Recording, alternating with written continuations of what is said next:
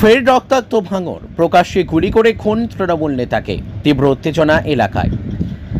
আবারও অশান্তির ছায়া ভাঙড়ে। বৃহস্পতিবার রাতে বিজয়গঞ্জ বাজারের কাছে গুলি করে খুন করা হলো তৃণমূল কংগ্রেসের এক স্থানীয় নেতাকে। মৃতের নাম রেজ্জাক খান। স্থানীয় সূত্রে জানা গিয়েছে তিনি ক্যানিং পূর্ব বিধানসভা কেন্দ্রের বিধায়ক শওকত মোল্লার ঘনিষ্ঠ ছিলেন এবং দীর্ঘদিন ধরে তৃণমূলের সঙ্গে সক্রিয়ভাবে যুক্ত ছিলেন।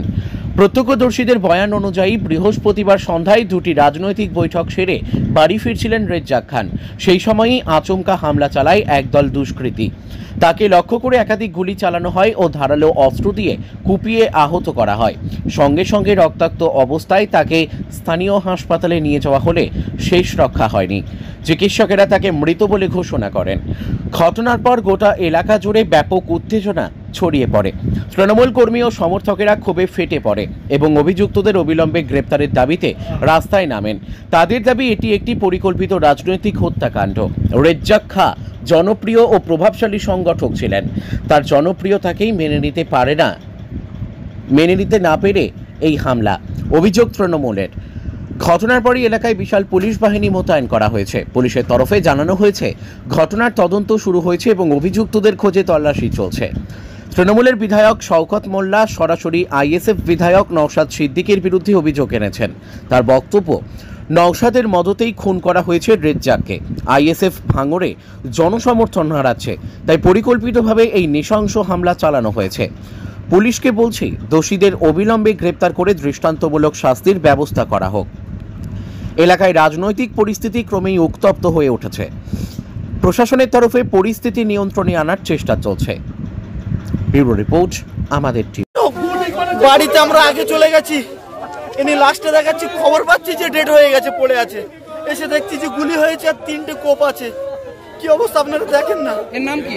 রেজ্জাক খান আমাদের মামু সম্পর্কে হয়, আমাদের পাড়ার। খুব ভালো মানুষ, খুব ভালো মানুষ। কখন ঘটলো ঘটনাটা? হ্যাঁ, কতক্ষণ আগে ঘটেছে? আরে আমরা একটু খবর পেয়েছি, এসে দেখছি পড়ে আছে। ছুটে এসে দেখছি পড়ে আছে, ছুটে এসে দেখছি পড়ে আছে। কিছু জানি না, এই মাত্র তো আমি আসলাম। ওরা বাড়ি যাচ্ছিল, ও আমার তো বাড়ি যাচ্ছিল। আইএসএফ এর দুষ্কৃতীরা ওই কুপিয়ে খুন করে দিয়েছে।